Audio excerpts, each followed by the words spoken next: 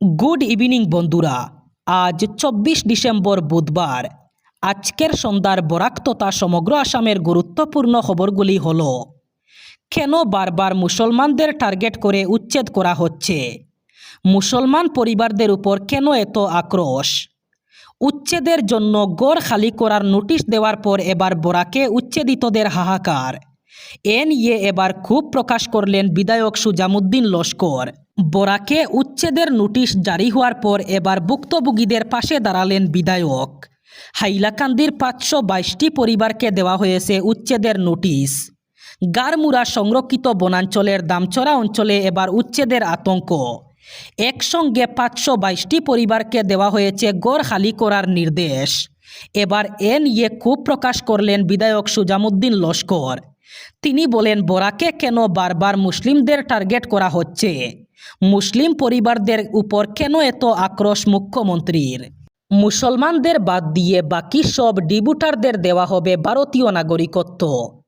কোন কোন ধর্মের ডিভোটারদের ভারতীয় নাগরিকত্ব দেওয়া হবে তা স্পষ্ট ভাষায় বলে দিলেন মন্ত্রী রঞ্জিত কুমার দাস। তিনি বলেন, আফগানিস্তান, পাকিস্তান এবং বাংলাদেশ থেকে জীবন এবং ধর্ম রক্ষার জন্য ভারতে এসেছিলেন নিপীড়িত লোকেরা।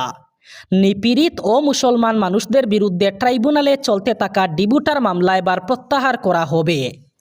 অসমে মুসলমানের সাথে সাথে হিন্দু, শিখ, পার্সি, জৈন, খ্রিস্টান এবং বৌদ্ধ ধর্মাবলম্বীর মোট ৯৪,৪৭৭ জনের ডিভোটার আছেন। এই সকলের মধ্যে মুসলমানদের বাদ দিয়ে বাকি সব ডিভোটারদের প্রদান করা হবে ভারতীয় নাগরিকত্ব। অসম স্বয়ংক্রিয়ভাবে বাংলাদেশের অংশ হয়ে যাবে, এমনই বিস্ফোরক মন্তব্য করলেন রাজ্যের মুখ্যমন্ত্রী ডক্টর হিমন্ত বিশ্ব শর্মা। তিনি জানান, বর্তমানে রাজ্যে বাংলাদেশি বংশোদ্ভূত মানুষের সংখ্যা বাড়ছে।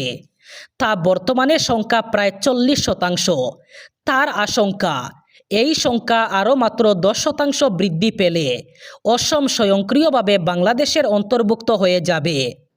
মঙ্গলবার একটি সরকারি অনুষ্ঠানে সাংবাদিকদের তিনি এই কথা বলেন।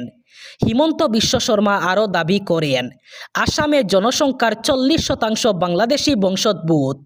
যদি এটি আরও ১০% বৃদ্ধি পায় তাহলে আমরা স্বয়ংক্রিয়ভাবে অন্তর্ভুক্ত হব বাংলাদেশে। তিনি বলেন, এই কারণেই গত ৫ বছর ধরে এই বিষয়টি নিয়ে সতর্ক করে আসছেন তিনি। চলতি মাসের শুরুতেই বাংলাদেশের ন্যাশনাল সিটিজেন পার্টির নেতা হাসান আবদুল্লার এক মন্তব্য নিয়ে ভারতের বিভিন্ন গণমাধ্যমে খবর প্রকাশিত হয়। সেখানে তিনি বলেন, নয়াদিল্লি যদি বাংলাদেশকে অস্থিতিশীল করার চেষ্টা করে তাহলে ঢাকার উচিত ভারতের উত্তর পূর্বাঞ্চলকে বিচ্ছিন্ন করে রাখা এবং ওই অঞ্চলের বিচ্ছিন্নতাবাদী শক্তিগুলোকে সহায়তা দেওয়া। ভারতের মূল ভূখণ্ড থেকে উত্তর পূর্বাঞ্চলীয় রাজ্যগুলিকে বিচ্ছিন্ন করার বিষয়ে সাম্প্রতিক সেই বক্তব্য ঘিরে এর আগেও কড়া প্রতিক্রিয়া জানিয়েছিলেন মুখ্যমন্ত্রী হিমন্ত বিশ্ব শর্মা। তিনি বলেন, এই ধরনের হুমকি ভারত সহ্য করবে না। তার দাবি, বাংলাদেশের নেতারা যদি ভারতের মূল ভূখণ্ড থেকে উত্তর পূর্বাঞ্চল বিচ্ছিন্ন করার হুমকি দিতে থাকেন তাহলে দিল্লি আর বেশি দিন চুপ থাকবে না। বাংলাদেশে বসবাসকারী হিন্দু ধর্মাবলম্বীদের উপর মৌলবাদীদের পাশবিক নির্যাতনের ঘটনাকে সামাজিক মাধ্যমে সমর্থন করা আরও এক যুবককে গ্রেফতার করল অসম পুলিশ। গৌরীপুর পুলিশ বুধবার ধুবড়ী জেলার গৌরীপুরের বানিয়ামারি ষষ্ঠখণ্ড গ্রাম থেকে বাবুল হোসেন নামের এক তথাকথিত ইউটিউবারকে গ্রেফতার করেছে। জানা গেছে, সম্প্রতি বাংলাদেশে এক হিন্দু যুবককে গাছে হাত পা বেঁধে অত্যন্ত নির্মমভাবে জীবন্ত পুড়িয়ে মারার এক নৃশংস ভিডিও ভাইরাল হয়। গোটা বিশ্ব যখন এই ঘটনার তীব্র নিন্দা জানাচ্ছে, সেই সময় বাবুল হোসেন ওই হিংসাত্মক ঘটনার সমর্থনে নিজের সোশ্যাল মিডিয়া অ্যাকাউন্টে একটি ভিডিও আপলোড করেন। বাবুল হোসেনের এই উস্কানিমূলক এবং সাম্প্রদায়িক সম্প্রীতি বিনষ্টকারী কার্যকলাপ গৌরীপুর পুলিশের নজরে আসতেই পুলিশ তৎপরতার সঙ্গে অভিযান চালিয়ে তাকে গ্রেফতার করে। এর আগে মঙ্গলবার রঙ্গিয়া এবং হাইলাকান্দি জেলা থেকে আরও ২ যুবককে গ্রেফতার করা হয়।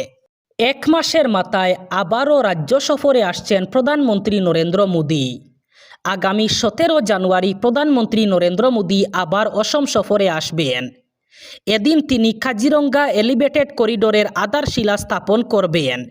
প্রধানমন্ত্রীর এই সফর ঘিরে ইতিমধ্যেই প্রস্তুতি শুরু হয়ে গেছে। আগামী 17 জানুয়ারি একদিনের অসম সফরে আসবেন দেশের প্রধানমন্ত্রী নরেন্দ্র মোদী। এই দিন বেশ কয়েকটি কার্যসূচি না থাকলেও বিশেষ কয়েকটি কার্যসূচি থাকবে প্রধানমন্ত্রী নরেন্দ্র মোদীর। পশ্চিম কার্বি আংলংয়ের পরিস্থিতি এখনও ভয়াবহ। বহিরাগতদের উচ্ছেদের দাবিতে শুরু হওয়া আন্দোলন এখনও চূড়ান্ত হিংসাত্মক রূপ নিয়েছে এবং মঙ্গলবার এক প্রতিবন্ধী বাঙালি যুবককে আন্দোলনকারীরা জীবন্ত পুড়িয়ে মেরেছে। এছাড়া পুলিশের গুলিতে প্রাণ হারিয়েছে এক প্রতিবাদকারী এবং স্থানীয়দের আক্রমণে গুরুতরভাবে জখম হয়েছেন আইজিপি অখিলেশ কুমার সিং এবং অন্তত 38 জন পুলিশ এবং সুরক্ষা বাহিনীর লোকেরা। পরিস্থিতি ক্রমশ নিয়ন্ত্রণের বাইরে যাচ্ছে এবং মুখ্যমন্ত্রীর নির্দেশে অতিরিক্ত বাহিনী আনা হয়েছে।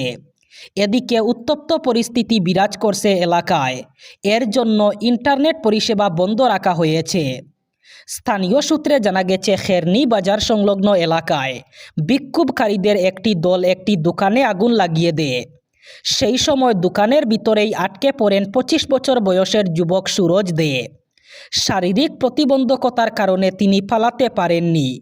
আগুন নেভানোর পরে দমকল কর্মীরা তার দগ্ধ দেহ উদ্ধার করেন, যদিও পুলিশ প্রথমে মৃত্যুর বিষয়টি নিশ্চিত করেনি। স্থানীয় বাসিন্দাদের দাবি অনুযায়ী ঘটনাস্থলেই মৃত্যু হয়েছে তার। গত 2 দিন থেকে রাজ্যে ধীরে ধীরে বাড়তে শুরু করেছে শীতের দাপট, বাড়ছে উত্তরে হাওয়ার দাপট। বর্তমানে যে পশ্চিমী ঝঞ্ঝাটি রয়েছে সেটিও সরে যাবে, ফলে ঠান্ডার অনুভূতি আরও বৃদ্ধি পাবে। বড়দিনের পর তাপমাত্রায় বিশেষ হেরফের ঘটবে। আগামী 2-1 দিনের মধ্যে আরও 2-3 ডিগ্রি কমে যাবে তাপমাত্রার পারদ। আগামীকাল অর্থাৎ বৃহস্পতিবার সকালের দিকে ঘন কুয়াশার দাপট দেখা যেতে পারে রাজ্যের সমগ্র জেলাগুলিতে। গাছে কাঁঠাল গুফে তেল কংগ্রেসের। গান্ধী পরিবারের তনয়া প্রিয়াঙ্কা গান্ধীকে পরবর্তী লোকসভা নির্বাচনে দলের প্রধানমন্ত্রী মুখ করার দাবি উঠছে। আর সেই দাবিতে শিলমোহর চাপিয়েছেন সোনিয়া গান্ধীর একমাত্র জামাতা রবার্ট বডরা। এমনিতেই বিদেশে গিয়ে রাহুল গান্ধীর ভাষণ নিয়ে বিজেপি উপহাস করে বলেছে, বিরোধী দলনেতার নাবালকত্ব এখনও কাটেনি। তার উপর গত বছর বিপুল আসনে এনডিএ সরকার গড়ার পর 2029 সালের লোকসভা ভোটে কংগ্রেসের প্রধানমন্ত্রী পদপ্রার্থী ঠিক করা নিয়ে তুয়াজ করে মজা করেছে বিজেপি। কংগ্রেস এমপি ইমরান মাসুদের নতুন আবদার, প্রিয়াঙ্কা গান্ধী বডরা পরবর্তী লোকসভা ভোটে দলের প্রধানমন্ত্রী মুখ হতে পারেন। সেই সুরে সুর মিলিয়ে রবার্ট বডরাও বলেন, দেশের প্রতিটি কোণা থেকে এই একই দাবি ছড়াও হচ্ছে। সকলেই চাইছেন প্রিয়াঙ্কা সামনের সারিতে এগিয়ে আসুন। এমনকি সাধারণ কংগ্রেসিরা এও চাইছেন যে আমিও রাজনীতিতে আসি। এমনই বলেছেন রবার্ট বডরাও। এবার শেষ খবর। বাংলাদেশের নৃশংস ঘটনার প্রতিবাদে দেশজুড়ে উত্তপ্ত পরিস্থিতি। এরই মধ্যে শ্রীভূমি শহরের কালী মহাবাড়ি বাড়ি রোড এলাকা থেকে এক সন্দেহজনক বাংলাদেশি নাগরিককে আটক করা হলো। স্থানীয় বাসিন্দাদের সন্দেহ হয় তারা ওই ব্যক্তিকে ধরে জিজ্ঞাসাবাদ শুরু করেন। সন্তোষজনক উত্তর দিতে না পারায় এলাকাবাসী তাকে আটক করে তাৎক্ষণিকভাবে পুলিশকে খবর দেন। খবর পেয়ে ঘটনাস্থলে পৌঁছায় শ্রীভূমি থানার পুলিশ এবং আটক ব্যক্তিকে নিজেদের হেফাজতে নেয়। পুলিশ সূত্রে জানা গেছে ধৃত ব্যক্তির নাম কমরুল ইসলাম। তিনি বাংলাদেশের সিলেট জেলার জকিগঞ্জ এলাকার বাসিন্দা বলে প্রাথমিক তদন্তে জানা গেছে। তল্লাশি চালিয়ে ধৃত ব্যক্তির কাছ থেকে বাংলাদেশি টাকা উদ্ধার করা হয়েছে, যা থেকে অবৈধভাবে সীমান্ত পেরিয়ে ভারতে প্রবেশের সন্দেহ আরও জোরালো হয়েছে। তবে তিনি কী উদ্দেশ্যে শ্রীভূমি এলাকায় এসেছিলেন এই বিষয়ে এখনও কিছু স্পষ্ট জানা যায়নি। এই ছিল আজকের সন্ধ্যার গুরুত্বপূর্ণ খবরগুলি। ভিডিওটি অবশ্যই লাইক করবেন এবং চ্যানেলটি সাবস্ক্রাইব করবেন।